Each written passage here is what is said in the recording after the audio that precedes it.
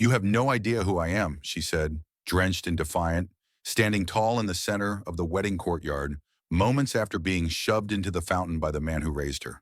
That one sentence silenced a lifetime of humiliation and marked the unraveling of a family's darkest secret. This is the story of Elara Morgan, a brilliant black woman with a 4.0 GPA, a top position in the FBI, and a past buried under 5 years of silence, until everything exploded at her adopted sister's wedding. Where are you watching from? Drop your location in the comments, and before we dive in, make sure to subscribe to our channel so you never miss a story that shocks, empowers, and inspires. Could you guess who betrayed her? What secret caused her parents' car to crash off that cliff? Watch until the end, and don't forget to comment, share, and subscribe for more real-life revelations. The black sedan moved like a shadow across the long stretch of countryside road, cutting through mist that clung to the trees like old secrets.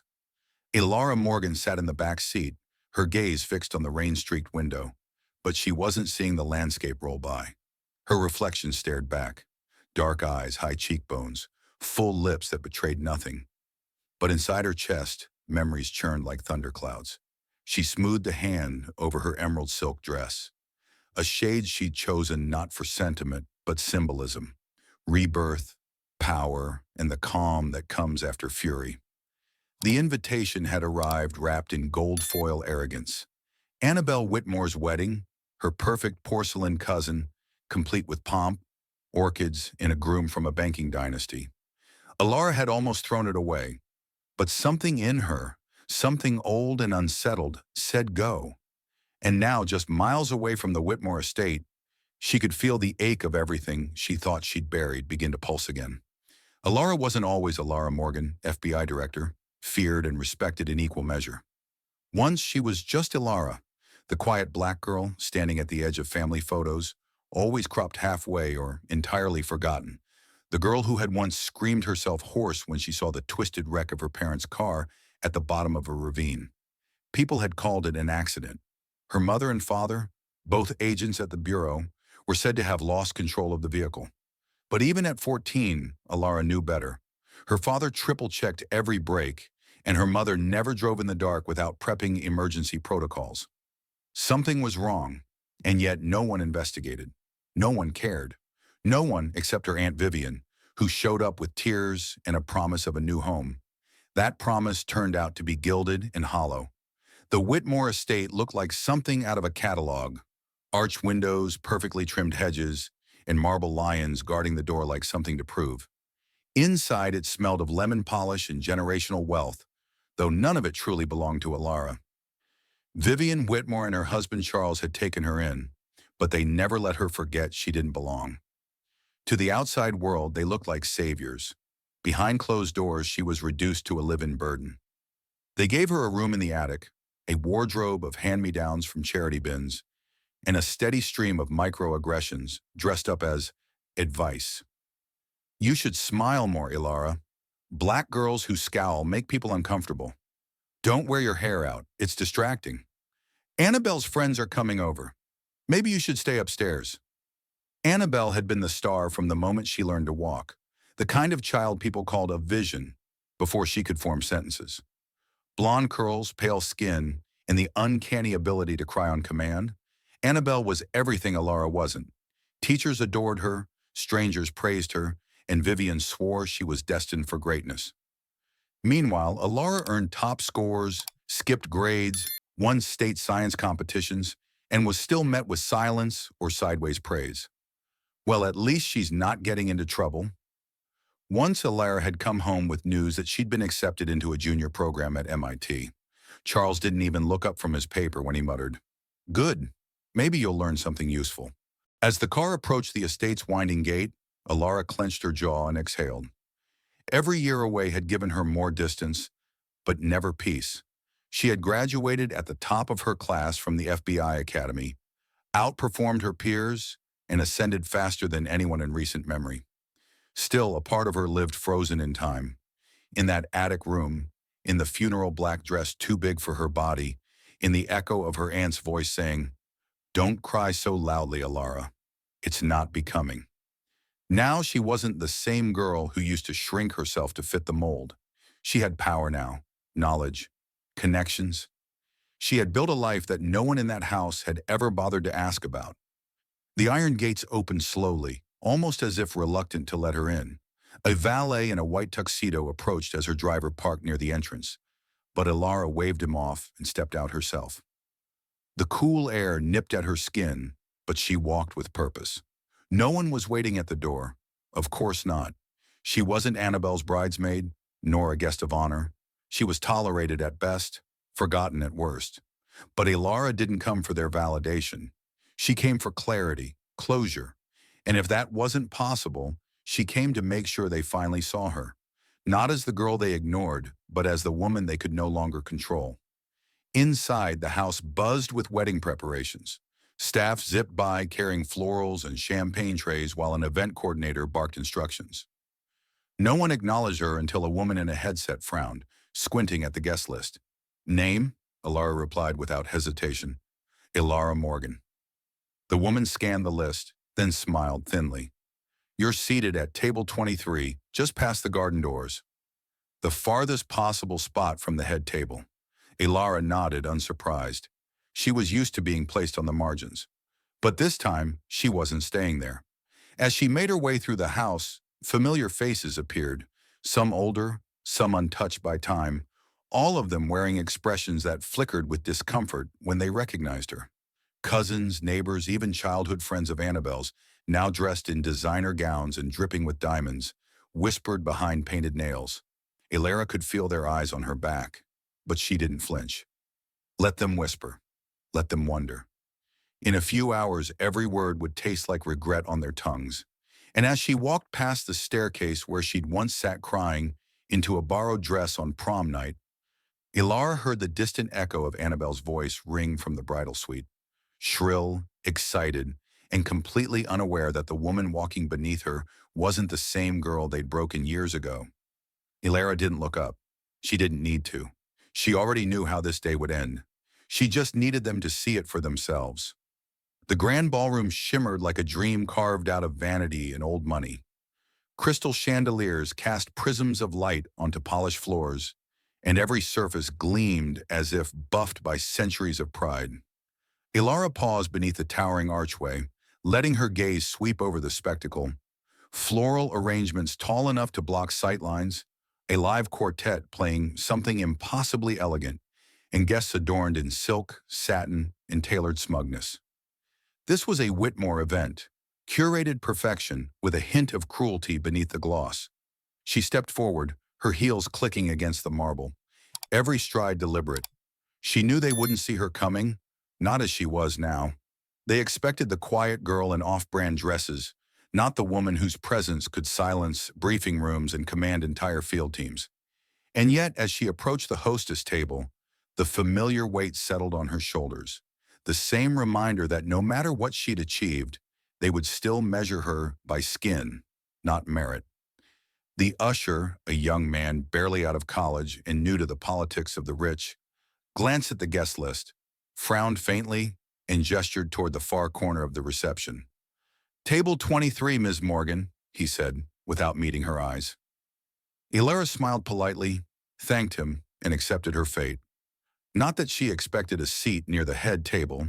God forbid she mar the family portraits with her presence, but the calculated distance still landed like a slap. She adjusted the emerald satin of her dress, smoothed a stray curl behind her ear, and began the long walk past clusters of guests who regarded her like a misplaced piece of furniture. Their stares weren't overtly hostile, just curious in that sharp, dissecting way that people observe things they've already decided don't belong. It didn't take long for the first strike to land.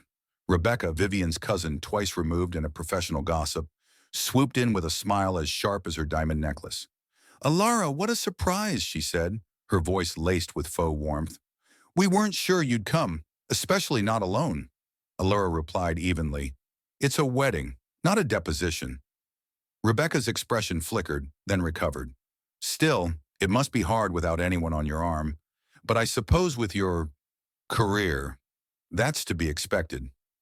The implication hung between them like a chandelier about to fall, but Elara merely offered a tight smile and continued. By the time she reached table 23, tucked discreetly behind a hedge of orchids, her nerves had begun to tighten. The table mates were a mix of elderly relatives who barely remembered her name and distant acquaintances who stared at her like a curiosity. One woman, possibly a former college friend of Vivian's, leaned in and asked, "Are you one of the Wellingtons?" When Elara shook her head and introduced herself as Vivian's niece, the woman blinked. "Oh, I didn't realize they had another daughter." That one stung, not because it was cruel, but because it was true. In the Whitmore narrative, Elara had never been written in as family. The music shifted, signaling the bridal entrance, and every head turned toward the grand staircase. And there she was, Annabelle, the embodiment of white-gloved privilege, descending slowly in a gown that sparkled with custom beadwork and entitlement. The guests gasped in practiced awe as she glided down, her cathedral-length veil flowing behind like she was royalty come to claim her throne. Beside her stood Charles, beaming with pride as if he'd just crowned his daughter Queen of Boston. Elara didn't clap. She didn't smile. She simply watched. And as Annabelle reached the base of the stairs and posed for the cameras, she turned her head just slightly enough to glance across the ballroom and caught Elara's gaze. For the briefest second, something flickered in her expression. Recognition, maybe, or warning. Then the moment broke, and the show resumed. Dinner was served in carefully timed waves, amuse-bouches followed by foie gras, then a course of risotto so delicate it looked painted. The guests at the family table laughed, toasted, and took turns giving speeches dripping in exaggerated admiration. Annabelle's college roommate wept through a tribute. Her godfather presented a slideshow titled Annabelle Through the Years, which suspiciously excluded every family photo in which Elara appeared. Even the baby pictures had been edited. Elara stared at her untouched glass of wine, her fingers tracing the rim as her stomach twisted. Not from the food, but from the familiar sense of erasure. She had expected distance, expected silence, but this intentional rewriting of her very existence scraped deeper than she cared to admit. When the toast ended and the music resumed, Elara rose and made her way toward the courtyard, hoping for a moment of quiet. Instead, she was intercepted halfway by Tiffany, Annabelle's maid of honor, draped in lavender silk and armed with her signature brand of sugary venom. "Meredith," she sang, then corrected herself with a mock apology. "I mean, Elara. Love the dress. Is it Zara?" Elara raised an eyebrow. "Custom." Tiffany blinked, thrown off just long enough for Elara to slip past, but not before she added, "Annabelle was just saying she wasn't sure you'd show. I mean, after missing all the pre-wedding events." Her voice trailed off, waiting for an excuse. Elara gave none. The air outside was cooler, quieter, though the laughter still spilled from open windows like static. Elara took a seat near the edge of the courtyard, where the rose garden bent toward the shadows, and checked her phone. A text from Isaac appeared on the screen. "Landing soon. Give me 40 minutes. Everything okay?" She typed quickly. "Fine, just counting petals." It was code. They had their system. When she said she was counting petals, he knew she was gathering her composure, preparing to bloom again after someone tried to crush her stem. But as she sat beneath the fairy lights and let the cold breeze kiss her cheeks, she knew something else was blooming. Not pain, not anger, but the slow, inevitable resolve that only comes from years of being underestimated. The curtain was rising, and the real show had yet to begin. The reception reached its crescendo like a carefully rehearsed opera, each note punctuated with curated laughter and clinking glasses. Guests spun on the dance floor in designer heels, flower petals scattered beneath their feet like confetti made of dreams. The champagne flowed like liquid gold, and every corner of the grand ballroom shimmered with wealth too old to question. Elara stood just beyond the French doors, half in shadow, her presence unnoticed by most, her solitude mistaken for self-inflicted exile. She wasn't sulking, she was observing, taking in the polished cruelty of a family that had mastered the art of pretending she didn't exist. And then, as if on cue, Charles Whitmore raised his glass, tapping it gently with the edge of a dessert spoon, commanding the attention of the entire room with the confidence of a man who had never been told no. "Ladies and gentlemen," Charles began, his voice booming with theatrical pride, "if I could steal your attention for just a moment." Conversations tapered off like a dimming spotlight, and all eyes turned to him. He stood beneath a carved ice sculpture of two swans, their necks entwined in eternal affection, a symbol as hollow as a smile on his face. "Today is one of the proudest days of my life," he continued, pausing just long enough to suggest the next words were weighty with meaning. "My beautiful daughter Annabelle has married not only the man of her dreams, but someone worthy of carrying the Whitmore name into the future." A round of applause rippled through the guests, some genuine, most performative. Elara didn't move. She remained still, each syllable of her uncle's speech threading through her like barbed wire. Charles lifted his glass higher. "Annabelle has never disappointed us. From her first steps to her valedictorian speech, from her charitable work to today's radiant beauty, she has been the embodiment of grace and excellence." Ilara's fingers curled into fists at her sides, her nails biting into her palm. There it was again, that subtle but unmistakable blade wrapped in velvet. She, the unmentioned shadow, was the unspoken failure by contrast. Needing air, Elara turned toward the terrace, only to hear Charles's voice call after her. "Leaving so soon, Elara?" She froze, shoulders tensing. Slowly she turned. Charles now stood center stage, the microphone still in his hand, his voice echoing across the polished floors. Guests turned to follow his gaze. The music stopped.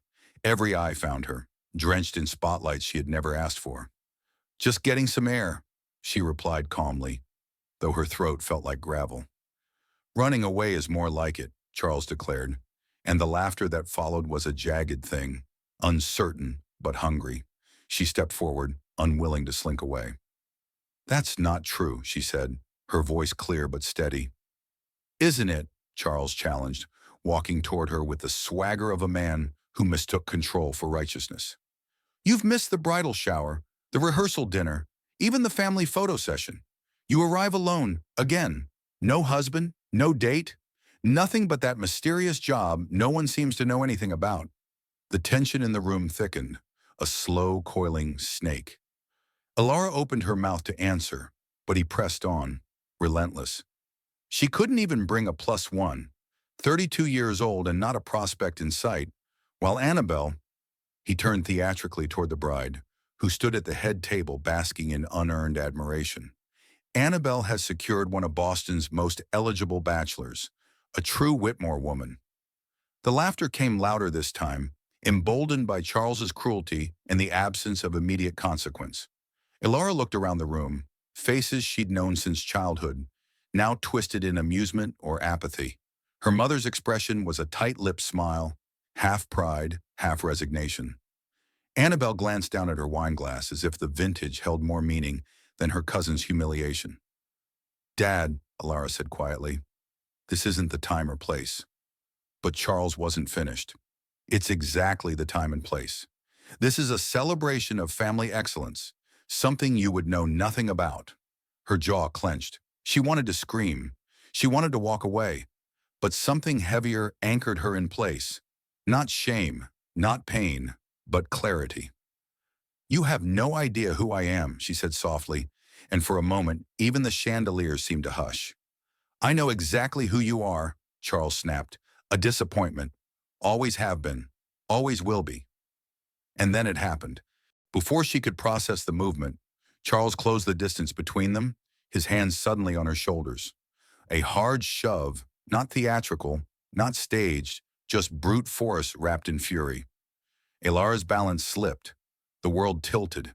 Her heels scraped against the marble as she stumbled backward, arms flailing for an anchor that wasn't there. Then cold. The biting sting of water swallowed her as she crashed into the fountain, her dress blooming around her like a wounded flower. For a second there was silence. Then the gasp began. Then the laughter. Then the phones. Someone clapped. Another whistled. A cruel voice called out, "Wet t-shirt contest, anyone?" Elara surfaced, soaked and stunned, water dripping from her hair like a crown forged in fire. She blinked against the sting of chlorine and pride, pulling herself upright in the basin. Her mascara ran in black rivers down her cheeks, but her spine straightened like a steel rod. She looked at Charles, smiling, triumphant, and something inside her snapped into place. She wasn't ashamed. She was finished. She met his eyes and said, voice low but carrying, "Remember this moment." The words echoed across the hushed courtyard. "Remember what you did. Remember what it cost you." She climbed out of the fountain with deliberate grace, ignoring the gaffes, the camera flashes, the sting of humiliation that no longer had power over her. Each step across the marble left wet footprints, a trail of defiance in a room that had always tried to erase her. Not this time. Not ever again. For the first time that evening, silence didn't feel like exclusion. It felt like dominion. The ballroom, moments earlier filled with self-satisfied chatter and champagne-fueled cruelty, now stood frozen under the weight of an unexpected truth. Isaac Bennett, the name alone carried a currency most of the room only read about in magazines, stood beside Elara with a calm that bordered on regal. The expressions around them blurred into a tapestry of disbelief, confusion, and barely contained panic. But Elara's focus was unshakable. She wasn't just reclaiming her dignity, she was reclaiming the narrative. Charles's face had twisted into something between outrage and disbelief, like a man who'd spent decades sculpting a version of reality and now saw it crumbling at his feet. "You expect me to believe this?" he said, voice brittle with disbelief. "That you, Elara, married a billionaire tech mogul in secret, without so much as a word to this family?" Elara turned to him, her expression impassive but cutting. "You never asked about my life," she replied, each syllable clean and deliberate. "You weren't interested in what didn't fit the story you wrote for me." The guests had stopped pretending to be discreet. Phones were out, eyes wide. From a far corner, someone murmured, "He's the one who testified before Congress last quarter." Another voice chimed in, "His company runs cybersecurity for half the Pentagon." The atmosphere shifted again, this time from arrogance to unease. The Whitmores had spent years posturing as gatekeepers of excellence, but standing before them was a woman they'd cast aside, now revealed as a storm they could neither predict nor contain. "I watched from the terrace," Isaac said suddenly, addressing the room but never taking his hand from Elara's. "I saw what you did to her. I saw you push her into that fountain, heard what you said. That wasn't discipline. That wasn't a joke. That was abuse. And under any other roof, you'd be arrested on the spot." Vivian gasped, her hand flying to her mouth, but not in shame, just fear. Reputation was the only currency she truly valued. Elara glanced at her but said nothing. Some truths didn't need to be defended. They simply needed to be witnessed. Before anyone could respond, the ballroom doors opened once more, and two figures entered with precise steps and clipped professionalism. Marcus and Sophia, Elara's most trusted team leads, moved through the stunned crowd, stopping several feet from where she stood. Marcus nodded. "Director Morgan," he said, his voice calm and measured. "We apologize for the interruption, but we've received a priority alert requiring your immediate attention." And there it was, her title spoken aloud before an audience that had spent decades treating her as the family footnote. "Director?" Charles said, blinking. "Of what? Some department assistant role?" Isaac's smile turned blade sharp. "Your niece is the youngest deputy director of counterintelligence operations in the history of the FBI. She doesn't push paper. She prevents national crises. While you were mocking her, she was protecting the country." The effect was nuclear. Gasps erupted. Champagne glasses wobbled. A few guests even stepped back as if proximity to Elara might burn through their ignorance. Annabelle stumbled forward in her ivory heels, the perfect bridal mask slipping under the weight of confusion. "You're making this up," she said, her voice too high. "You've always exaggerated everything. This is about you stealing attention on my day." Elara turned toward her slowly, and for the first time, didn't see the girl who had stolen her place in photos, or the woman adorned in praise she hadn't earned. She saw a fragile mirror, beautiful, breakable, and cracked. "You had every stage, every spotlight," Elara said, her voice not angry, just tired. "All I ever wanted was to be treated like I mattered, but you were too busy performing perfection to notice who I was." Isaac placed a gentle hand at the small of her back. The room waited for Elara to gloat, to punish, to erupt. But she didn't. She stood in her truth, and that was more powerful than any speech she could give. Marcus handed her a secured tablet, and Elara reviewed the information in seconds. Proceed with option 3, she instructed. Divert surveillance to the satellite cluster and increase coverage on the secondary contact. Sophia nodded crisply. Yes, Director. The exchange was professional, seamless, the rhythm of someone who didn't just belong in power, but commanded it. She handed back the tablet and turned to Isaac. We need to reroute to the embassy. We're losing window time. He checked his watch. The helicopter's waiting. Tokyo team's already on standby. Charles opened his mouth again, some desperate attempt at control forming in his throat, but Elara cut him off with a look. This wasn't meant for you, she said. None of it. Not the success, not the apology, not the spotlight. But if you ever decide to learn who I am, not who you think I should be, you know where to find me. She looked at Vivian, at Annabelle, then finally at the rows of stunned faces. But make no mistake, I don't need your approval anymore. I never did. She turned hand in hand with Isaac as her security detail fell into step behind them. The click of her shoes against the marble floor was no longer drowned out by whispers. It was accompanied by reverent silence. She didn't look back. Not once. Not at the woman who raised her in resentment, or the man who weaponized disappointment, or the girl who never saw her as anything but an inconvenience. When the rooftop elevator doors opened, wind from the chopper whipped against her face, but she didn't flinch. Below her, the ballroom still glowed in soft golden light, an illusion of grandeur that had always ignored its own rot. Elara stepped aboard the helicopter with the certainty of a woman who knew her worth, not because others finally saw it, but because she had never stopped believing it existed. And this time, the whole world would see her, not as the forgotten girl in the back of the photo, but as the name no one would dare overlook again. The ride to the embassy took under 15 minutes, yet every second inside the helicopter stretched like it held decades of history between its blades. Elara sat upright, her expression composed, but beneath that calm, something was breaking open, something long locked, now bleeding into the present. The ballroom, the humiliation, the unveiling. It had all been fire, cleansing, and brutal. But even as the wind howled against the chopper's hull and Isaac coordinated quietly with the Tokyo team, Elara's mind wasn't entirely on the mission. Part of her still stood on that ballroom floor, facing down a family that had spent years pretending she was invisible. Back in the Whitmore estate, chaos brewed where champagne once sparkled. Guests who had once been gleeful spectators now whispered behind manicured hands, their smiles plastic and brittle, their eyes darting toward the exits as if escaping guilt by proximity. Vivian stood in a daze near the floral arch, clutching a champagne flute like it could tether her to reality. The mother of the bride had been dethroned, her empire of image control crumbling around her rhinestone heels. Charles stormed through the hallway, barking into his phone, desperate to contact the firm's PR team, spouting terms like damage control and optics, though nothing about what happened could be smoothed by a statement. Annabelle had locked herself in the bridal suite, her custom Vera Wang gown crumpled in a corner as she paced barefoot across the carpet, chewing at a manicured nail. It's not fair, she whispered to her reflection. She hijacked everything. But even she knew the truth was more corrosive than Elara's presence.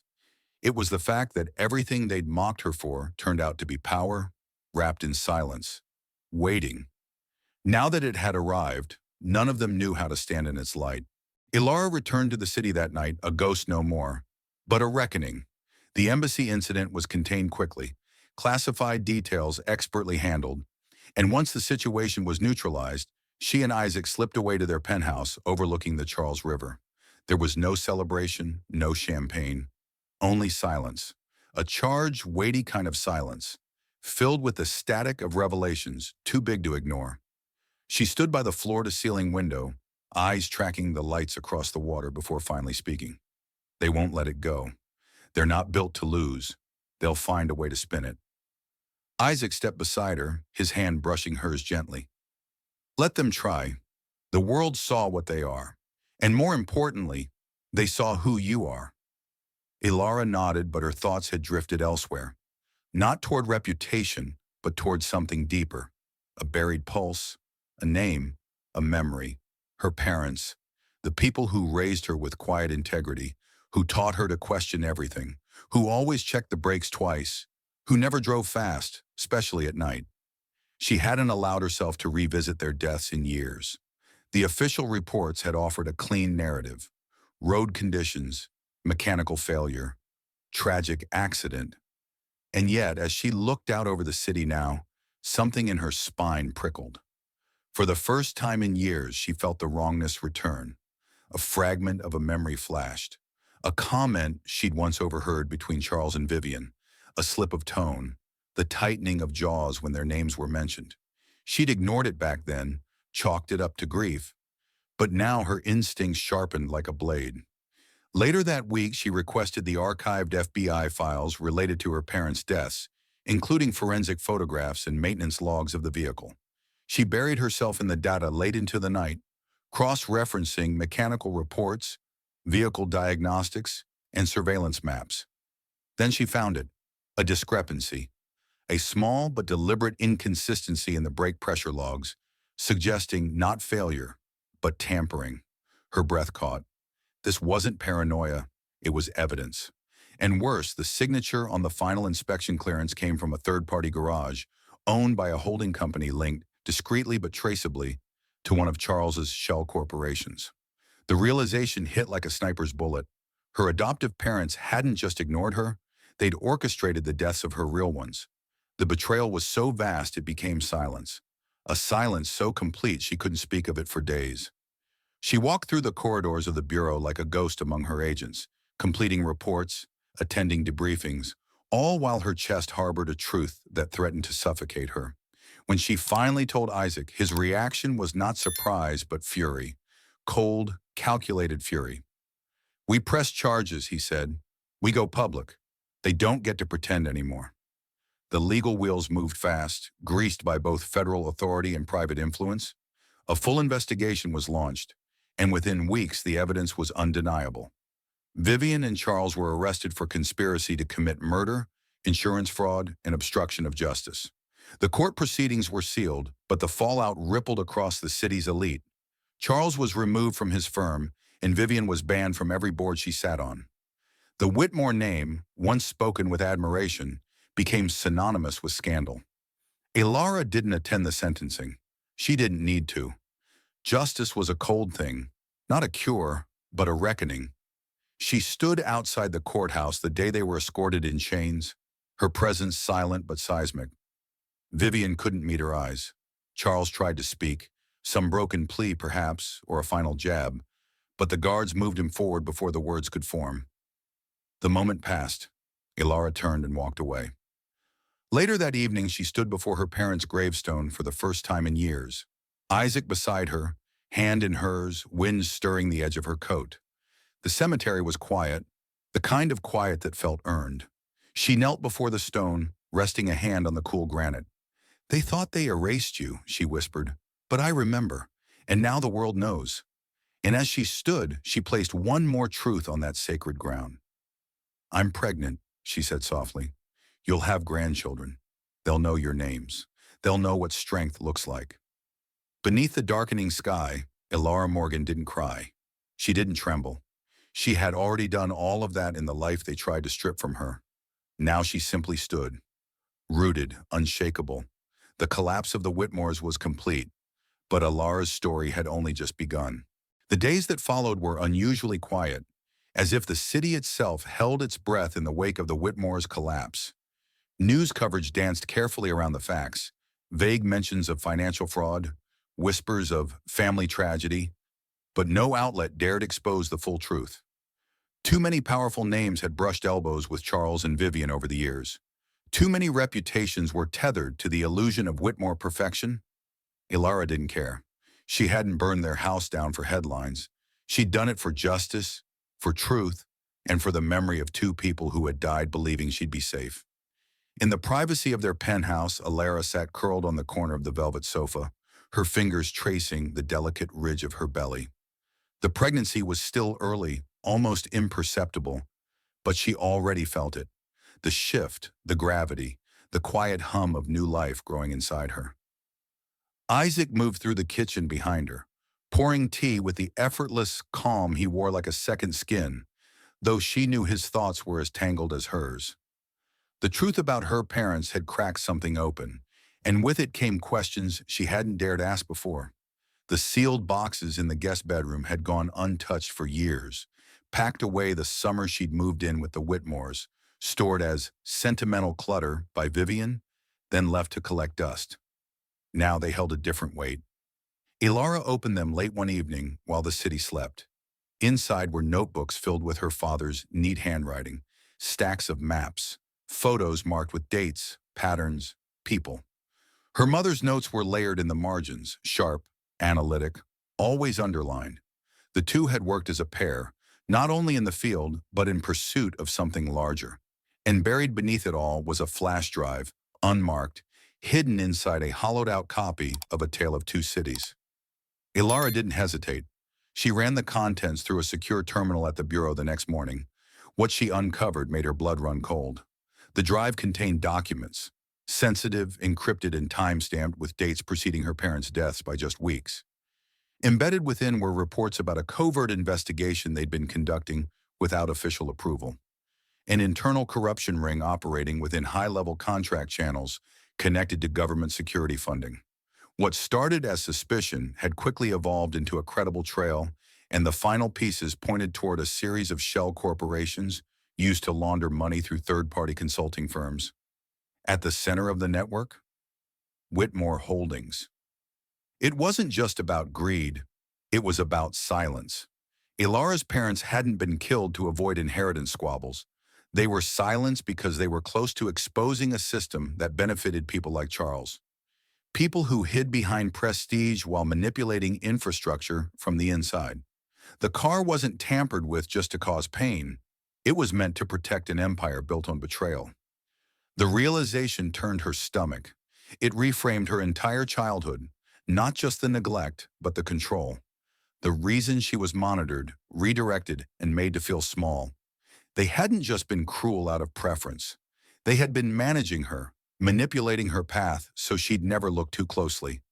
They'd crafted her environment with surgical precision, praise for compliance, isolation for curiosity, discipline for ambition. And she had obeyed for a time.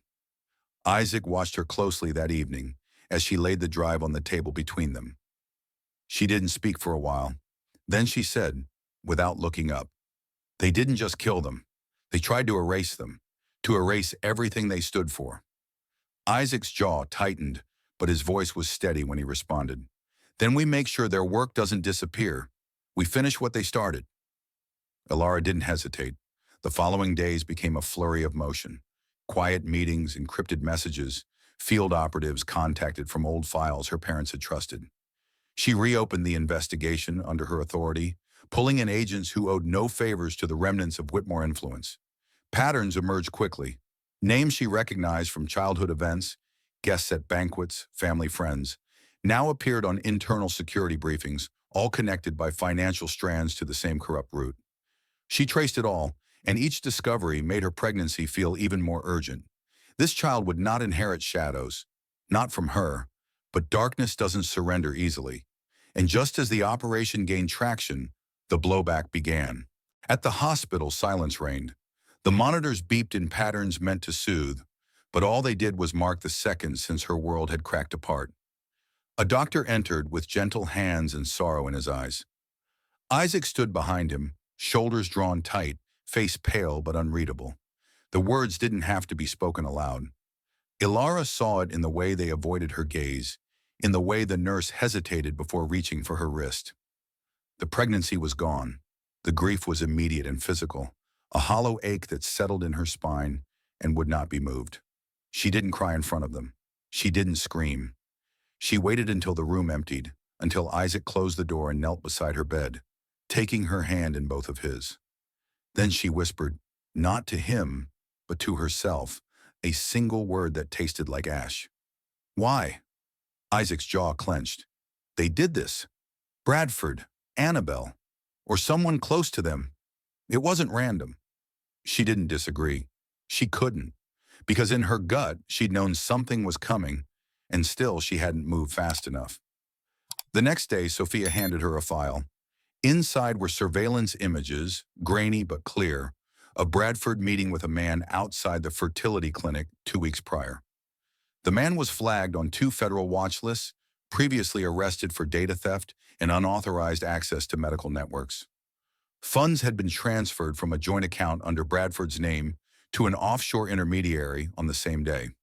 It wasn't just circumstantial, it was deliberate, coordinated, targeted.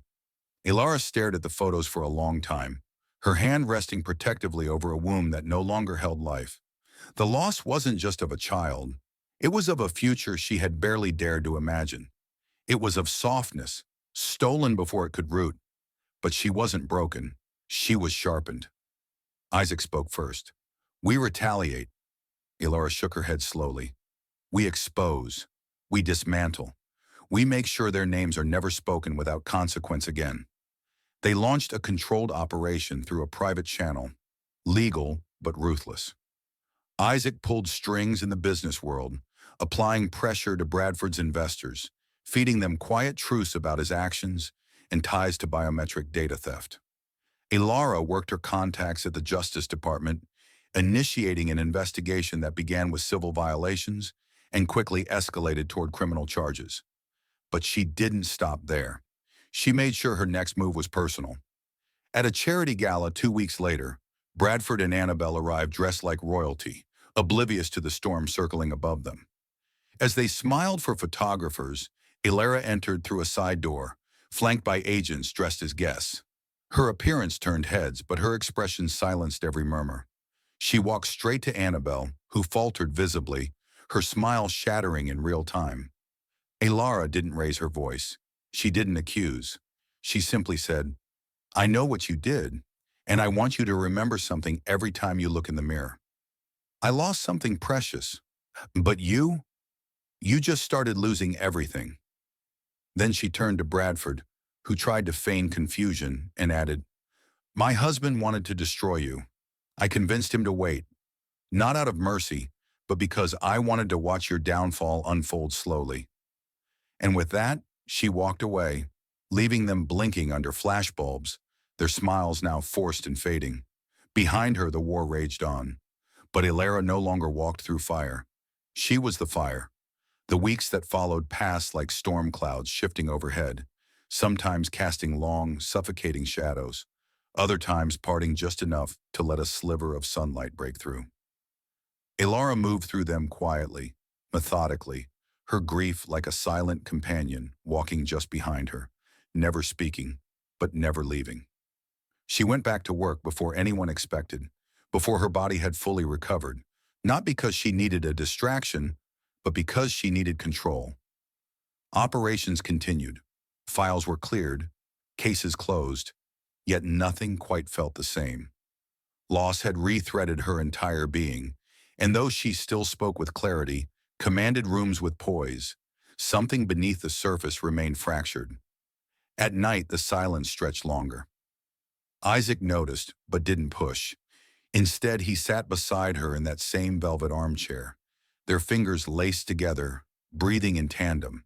He didn't offer promises that time would heal it, didn't try to fix what could not be repaired. He just stayed. Sometimes that was the only thing that kept her from unraveling completely.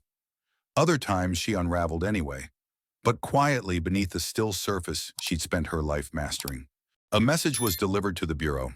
Not a threat, but a veiled warning disguised as concern.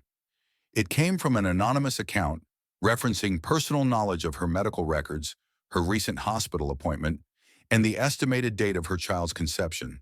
It was a shot across the bow, not designed to wound, but to remind her that she was vulnerable, that she wasn't untouchable. Elara stared at the message for a long time, her hands resting protectively on her stomach. Then she forwarded the encrypted data to Marcus and Sophia, ordered round-the-clock surveillance on her family, and initiated an internal security sweep. Isaac tripled their private protection detail without waiting for permission. No more playing chess by their rules. But what none of them saw coming was where the next betrayal would come from. Annabelle. After weeks of silence, Elara received a single text from her. "We need to talk. It's about the baby." Suspicion flared instantly, but curiosity overrode caution. She agreed to meet in a neutral space, a rooftop cafe with clear exits and bureau surveillance embedded discreetly into every corner.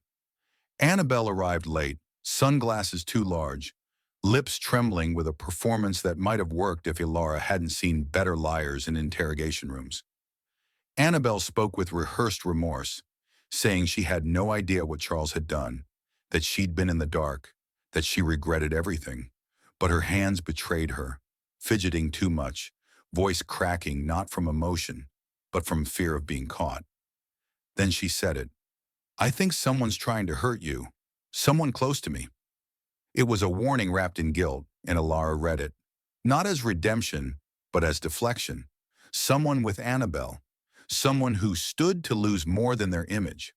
Her new husband.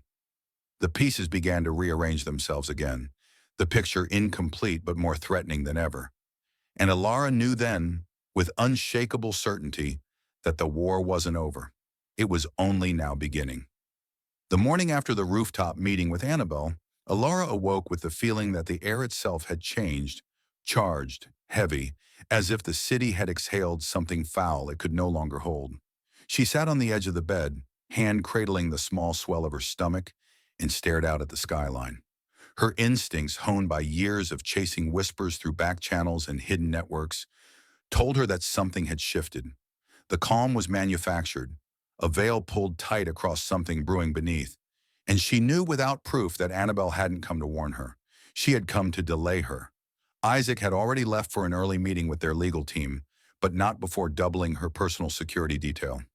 He didn't speak his fears out loud. He didn't have to. The threat had crossed into something personal now. Their child was no longer just a secret between them. It had become leverage in a game Elara never consented to play. She dressed slowly, her mind racing through contingencies, every scenario darker than the last. She had faced terrorists, rogue agents, and foreign intelligence units. But this was different. This was betrayal within blood. The first warning came that afternoon. One of her agents, a seasoned field tech named Lyles, intercepted a discreet medical request that had been sent to a private fertility clinic in Elara's name.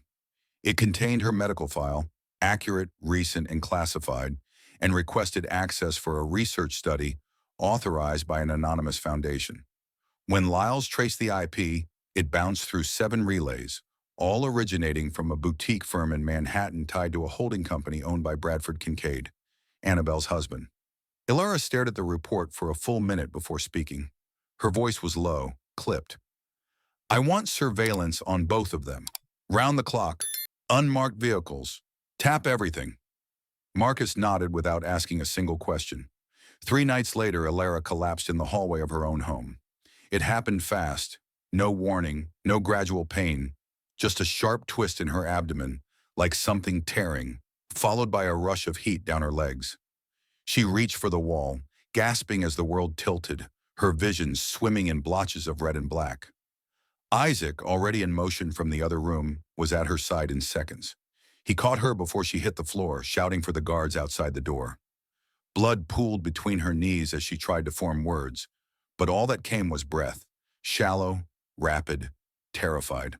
One afternoon, she stood before her parents' grave again, this time with a different kind of weight pressing against her chest. She told them everything, about the investigation, the betrayal, the child she'd lost before they ever had a chance to feel her kick. She didn't cry. The tears had already come in private, behind closed doors, in Isaac's arms, and in the bathroom sink at 3 in the morning. What remained now was resolve.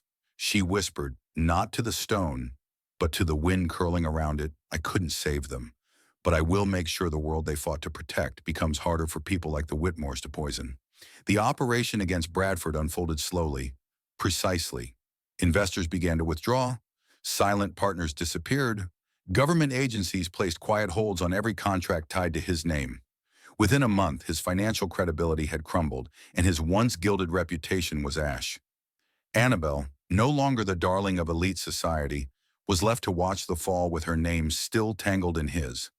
The very image she had curated so obsessively began to rot from the inside, the foundation of appearances too weak to bear the weight of exposed truth.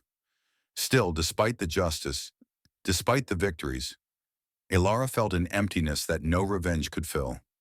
There were days she stood at the edge of her balcony overlooking the Charles, wondering if there would ever be a moment when her body felt whole again, when she would feel like she could create life, not just prevent loss. And then, unexpectedly, came hope.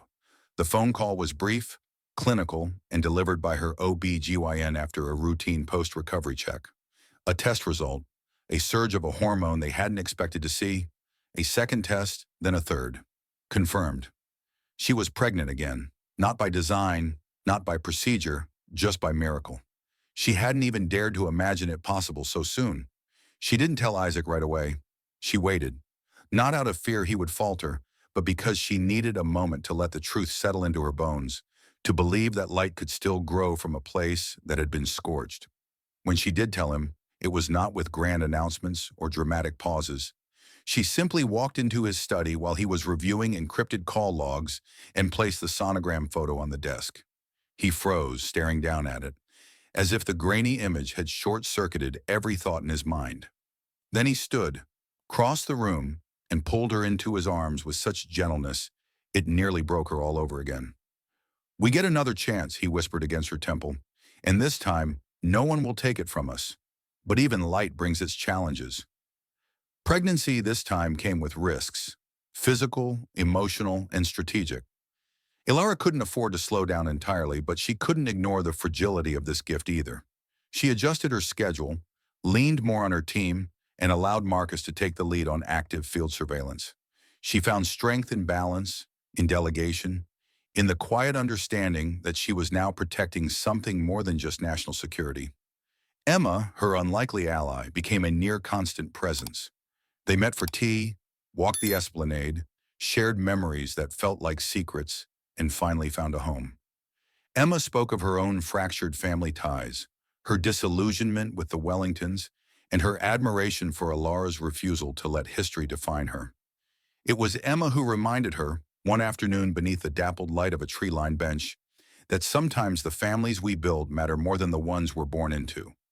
As the months passed, Elara's belly grew, and so did the clarity that life didn't begin or end with pain. It simply wove it into something larger.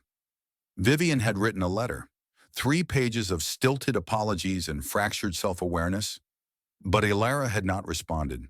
Charles remained behind bars, his once booming voice now silenced by steel and shame. Annabelle had disappeared from society pages altogether. Some losses needed to remain permanent, some ties not worth repairing. And then came the morning. 2 cries, piercing and perfect, filled the birthing suite, echoing like the answer to every question Elara had never dared to ask aloud. Twin girls, healthy, strong, one with her mother's eyes, the other with Isaac's quiet intensity. As Elara held them for the first time, her heart did not shatter. It reassembled into something new, something whole. She named them Amara and Soleil. One meant grace, the other meant light. And for the first time in her life, Elara Morgan didn't feel like she was standing in the shadow of a name or the wreckage of a past. She was the light, and now, so were they. The air outside the hospital was crisp, the kind that carried promise in its quiet chill. Elara stood near the exit, the twins bundled against her chest in a double sling, their tiny breaths warm against her skin. Isaac waited nearby with the car, his hand on the door, eyes scanning the perimeter with that same silent vigilance he'd never abandoned. Not even now, not even in peace. But Elara wasn't looking for threats. For once, she was simply watching the sky, the pale blue horizon stitched with golden light, as if the world itself had been waiting to welcome her daughters into it. Leaving the hospital didn't feel like escape, nor retreat. It felt like a coronation. Not of royalty or revenge, but of renewal. Every step she took toward that waiting car felt weighted with memory. Her childhood walks into cold classrooms where no one sat beside her, the nights she stood at family parties, watching other children be adored while she was asked to refill glasses. The tears she had swallowed every time Charles called her ungrateful, dramatic, or worst of all, nothing special.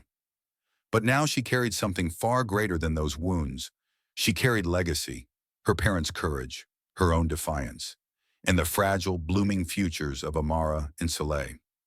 Back at home, the nursery was bathed in warm amber light. The walls were soft gray with stenciled constellations, tiny gold stars painted by Emma herself, who had insisted one night, laughing, that these girls deserved to fall asleep under maps of wonder.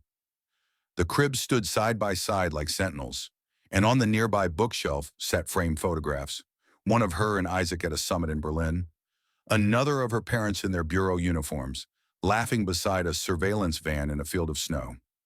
And now beneath those pictures rested the first photo of the twins, eyes closed, cheeks flushed, peace etched into their skin like they'd been born knowing they were already safe.